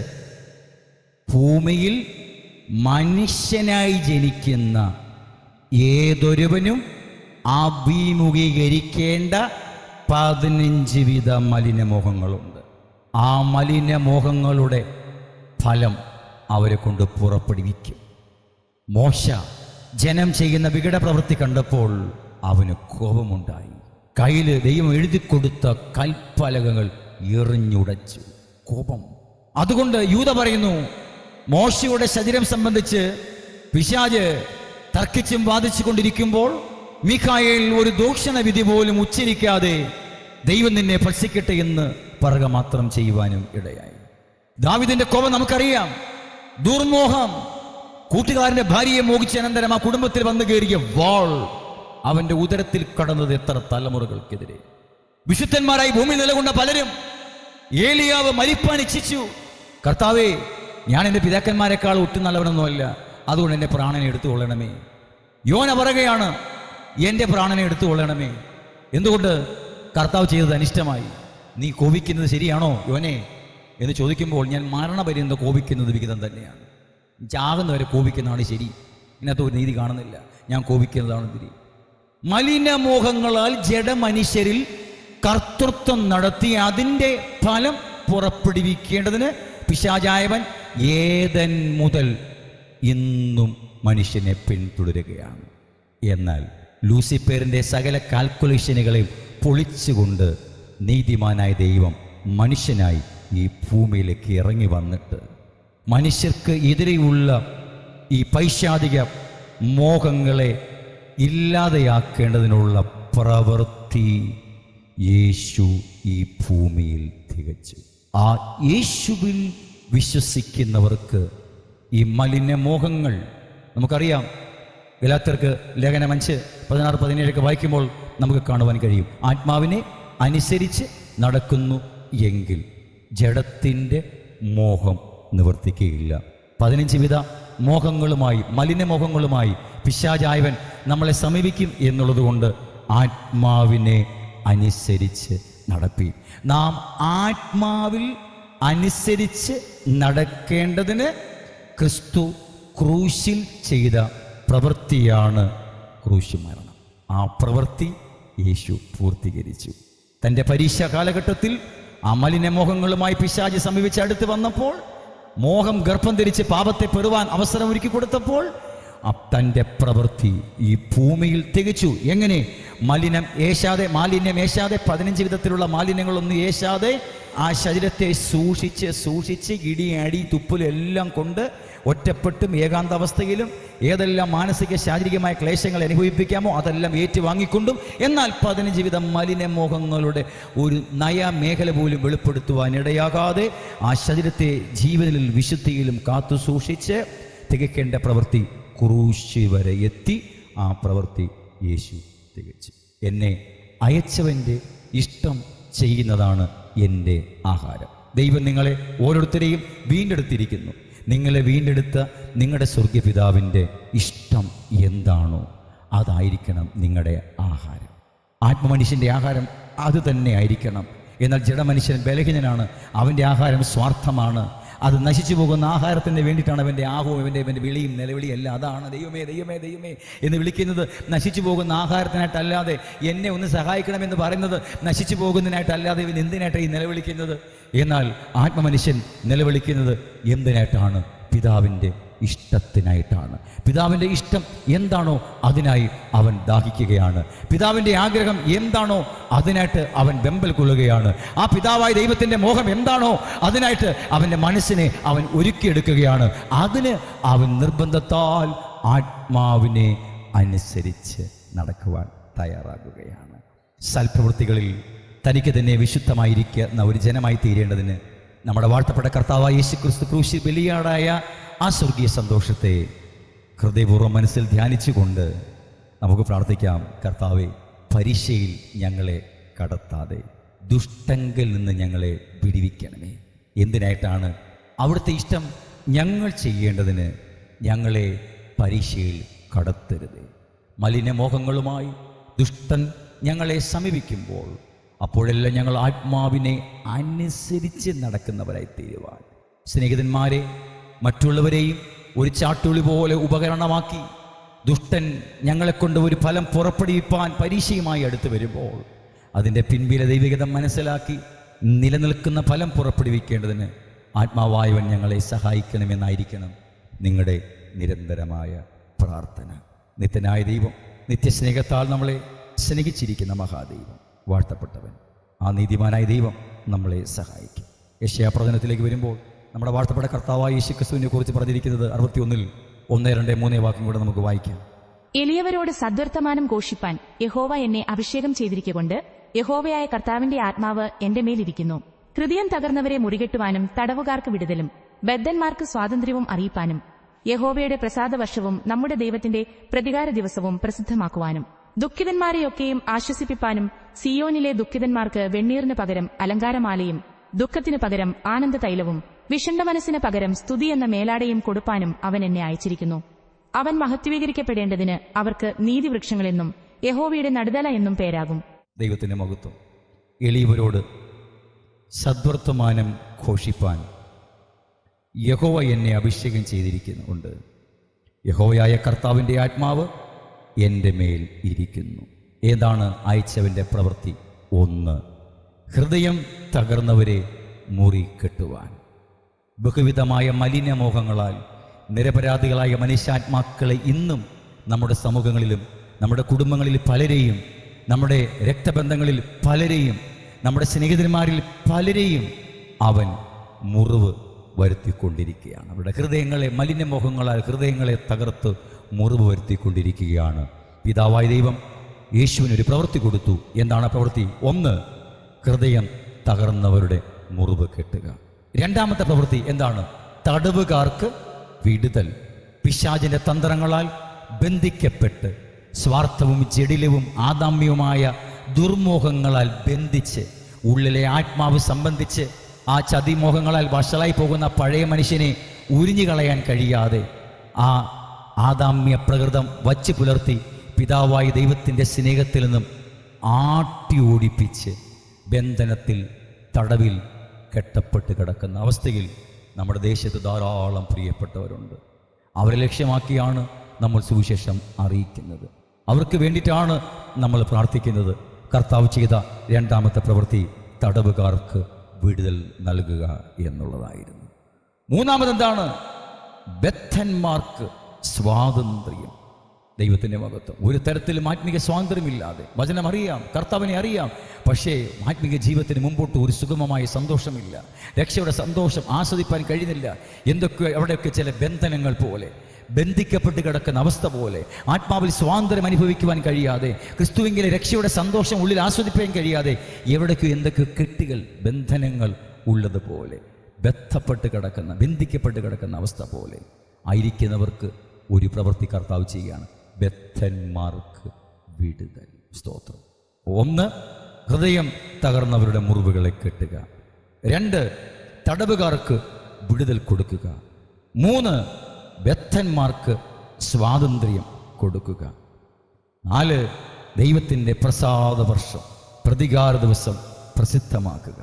ദുഃഖിതന്മാരെ ഒക്കെയും ആശ്വസിപ്പിക്കുക.